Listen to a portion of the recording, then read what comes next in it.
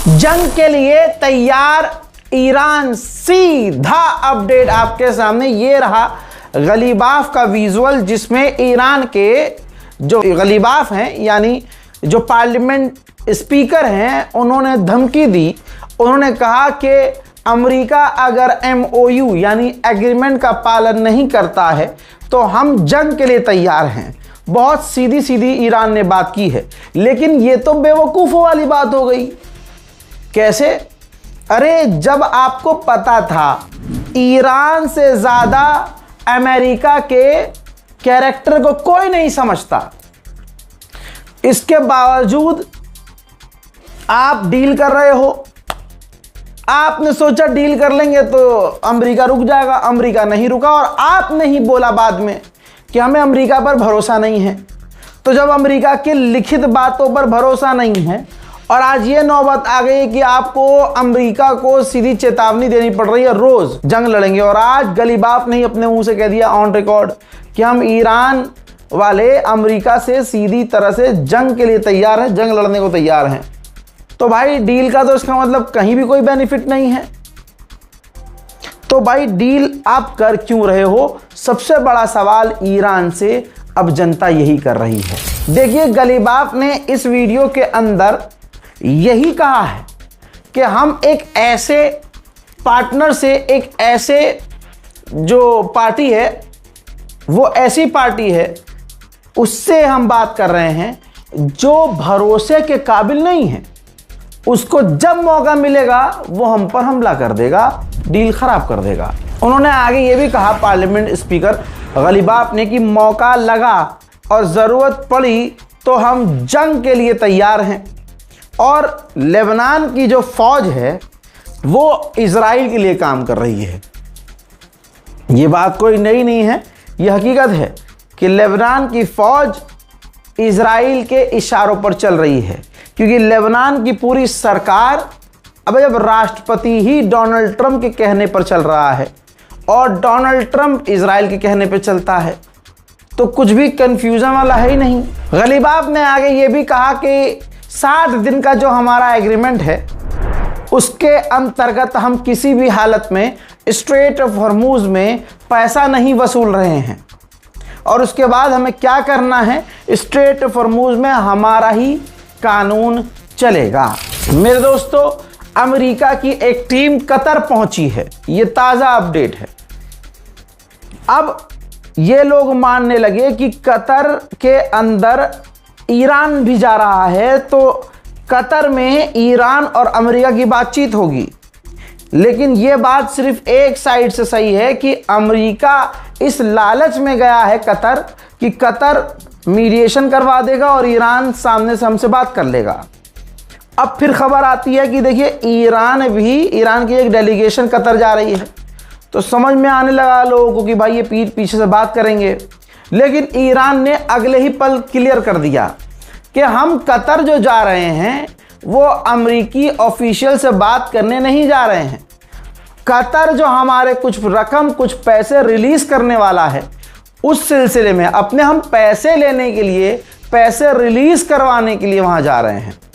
इसके बाद तीसरा बड़ा अपडेट आता है, खुद कतर ने कह दिया कि जो ईरान की डेलीगेशन आ रही है वो अमेरिकी डेलीगेशन से डायरेक्ट बातचीत नहीं करेगी। अमेरिकी पूर्व राष्ट्रपति बराक हुसैन ओबामा ने अपना मुंह पूरी तरह से खोल दिया है। ताज़ा तरीन इंटरव्यू में उन्होंने बोला कि जो डील अब की जा रही है, हमारी सरकार बेहतर डील कर चुकी थी। यहाँ तक कि हमारी इंटेलिजेंस, दुनिया भर की टॉप इंटेलिजेंस ने ये माना था, रिपोर्ट शाया की थी कि ईरान परमाणु नहीं बना रहा है, और उस डील पर हम काम भी कर रहे थे। फिर उसके बाद अगली सरकार यानी डोनाल्ड ट्रंप की सरकार आती है और अपने आप उस डील से बाहर निकल के डील खराब कर देती है, और उसके बाद हम एक ऐसी जंग में फंसते हैं जिसमें हमारे बिलियंस ऑफ बिलियंस डॉलर खर्च होते हैं, जैसा कि आपने देखा। और अब फिर वही सब डील की जाती है जो डील हमने की थी, यानी सब कुछ बर्बादी, सारा पैसा बर्बाद, सारी मेहनत बर्बाद, और आज भी ये नजर आ रहा है कि मुझे लग रहा है कि अभी भी करंट गवर्नमेंट डोनाल्ड ट्रंप की सरकार के पास कोई भी फ्यूचर प्लान नहीं है। इजराइल ने नोटिफाई किया है कि हमने आयरन डोम को और ताकतवर कर दिया है, अपडेट कर दिया है, लेकिन इंशाअल्लाह जैसे ये दुनिया में अमेरिका और इजराइल का हथियारों का जो फर्जी भरम एक अकेले ईरान ने तोड़ा है, ये कितने भी आयरन डोम को मजबूत कर लें, उधर ईरान के भी तो हथियार मजबूत हो रहे हैं लाला, सिर्फ तुम्हारा आयरन डोम थोड़ी। जंग के दौरान हमने देखा है कि अमेरिका और इजराइल के इंटरसेप्ट करने वाली मिसाइलें और एयर डिफेंस सिस्टम इतने फेल हुए हैं कि वहां से मिसाइल निकलती थी आयरन डोम से तो कंफ्यूज होके वो उल्टा इजराइल में ही जाकर फट जाती थी। वो तमाम वीडियोस आपने देखी है ना। अल्लाह बहुत बड़ा है। उधर IRGC के ऑफिशियल ने फिर से बयान दिया है कि हमें अमेरिका पर भरोसा नहीं है और हमारी फिंगर ट्रिगर पर है। अमेरिकी सेंटॉम कमांड कभी सैटेलाइट इमेज जारी कर रहे हैं, कभी अपने फाइटर जेट की इमेज जारी कर रहे हैं और आज इन्होंने अपने फौजियों की ट्रेनिंग की तस्वीर जारी की है और बतलाया है कि मिडिल ईस्ट में हमारी फौज ट्रेनिंग ले रही है। यानी ऐसा लग रहा है कि एक हारा हुआ इंसान तस्वीरों से अपनी जीत दिखाने की कोशिश कर रहा है। उधर ईरान भी पीछे नहीं है। ईरान का हर तीसरा ऑफिशियल कह ही रहा है कि हम अमेरिका से जंग के लिए तैयार हैं। इजराइल के अंदर ही एक 20 साल के अमेरिकी नागरिक को इजराइल ने गिरफ्तार किया है इस इल्जाम में कि ये 20 साल का अमेरिकी लड़का इजराइल में रहकर ईरान के लिए जासूसी कर रहा था। मेरे दोस्तों, ईरान की गवर्नमेंट ऑफिशियल ने कहा है कि अमेरिका को स्ट्रेट ऑफ हॉर्मुज पर किए गए तमाम एग्रीमेंट्स को मानना होगा और स्ट्रेट ऑफ हॉर्मुज के मामले में किसी तीसरे देश को बोलने की जरूरत नहीं है।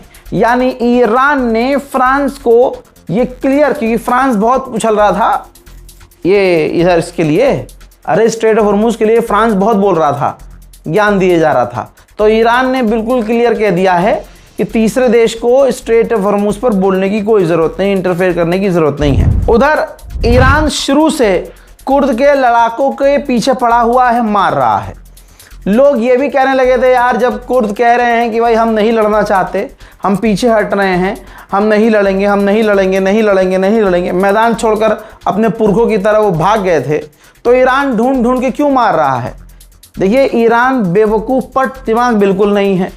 ईरान को पता था इनका कैरेक्टर क्या है, मौका पाते ही ये आएंगे और मारेंगे हमें। वही हुआ।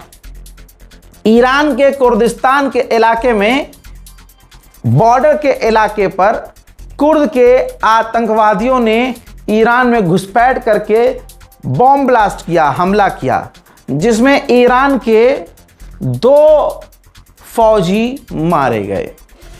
तो इसका मतलब ईरान सही मार रहा है इन लोगों को। अमेरिकी उपराष्ट्रपति JD वेंस ने कहा है कि हमें भाई गारंटी चाहिए ईरान से कि ईरान परमाणु नहीं बना रहा है, हमें वेरिफिकेशन भी चाहिए, यानी IAEA जाकर चेक करे कि ईरान अपने किसी भी क्षेत्र में परमाणु नहीं बना रहा है, यूरेनियम का एनरिचमेंट नहीं कर रहा है। आगे इन्होंने ये भी कह दिया, आदत से मजबूर, शराफत से आदमी कहाँ मानता है। अब इसने JD वेंस ने ये भी कह दिया कि डोनाल्ड ट्रंप ईरान पर बमबारी करने को तैयार हैं। अगर बमबारी करने से हमें अपना ऑब्जेक्टिव पूरा होता है, अपना मकसद हमारा पूरा होता है, तो भैया हम बमबारी करने को तैयार हैं। ट्रंप बमबारी करने को तैयार है। ट्रंप ने तो बमबारी कर ही दी, ईरान के सुप्रीम लीडर को शहीद कर दिया तुम लोगों ने, और उसके बाद सारी दुनिया झेल रही है और दुनिया भर में जो नुकसान हुआ है उसका लिखित में तुम हिसाब भी नहीं रख सकते। और अगर ट्रंप की सोच सही है तो ट्रंप तो यही सोच रहा था कि सुप्रीम लीडर को मारूंगा, 2 दिन में जंग जीत जाऊंगा, लेकिन पूरी दुनिया के एल लग गए। तो एक बार फिर से दोबारा तुम कोशिश करके देख लो। हजरात लीजिए, दिल ऐसे दर्द कर रहा है इस तस्वीर को देख के कि बयान नहीं किया जा सकता। फुल स्क्रीन पर दिखा रहा हूं, देख लीजिए, ज़ियारत कर लीजिए। ये ईरान के supreme leader Ayatollah Syed Ali Khamenei के जनाजे की तस्वीर है, जिसके ऊपर अमामा काला नज़र आ रहा है और 2 ताबूत आपको और नज़र आ रहे हैं। ये उनके ही परिवार के ताबूत हैं।